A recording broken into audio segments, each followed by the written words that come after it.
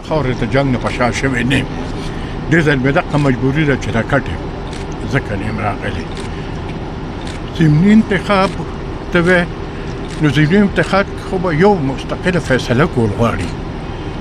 آیا دا خلک ځان له ممبران لیږي او که نه داسې خلکو له ووټ ورکوي چې هغه بیا د سره وایي چې زه اسمبلۍ ته نه ځم.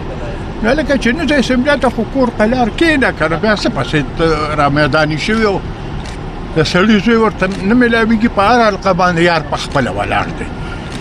هغه د غني خان هغه یو دغه ده وایي تام زما زمام زما تام زما او تام زما وایي په خندا د ګله تام زما.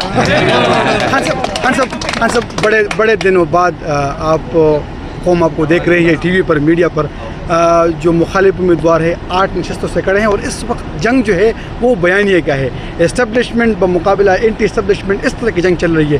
کیا پیغام دیں گے سیاسی جماعتوں کو اور قوم کو؟ دیکھیے میں تو یہ کہتا ہوں اسٹیبلشمنٹ کو نہ گھسیٹو سیاسی جنگ میں. کوئی پرو اسٹیبلشمنٹ اور اینٹی اسٹیبلشمنٹ کی لڑائی نہیں. ایک بندہ ہے جو ڈیلیور نہیں کر پا رہا، جو نہیں کر پایا تو پارلیمنٹ کے اندر سے اس کے خلاف عدم اعتماد آیا.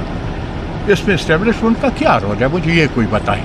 اور کل تک تو بڑے روب سے کہتے تھے کہ آرمی چیف کے میرے جیسے تعلقات، جس طرح میرے تعلقات ہیں ویسے آرمی چیف کے کسی کے ساتھ تعلقات نہیں. آج جب قوم کے جذبات کو دیکھا تو آج کہتا ہے کہ اقتدار تھا لیکن اختیار نہیں تھا.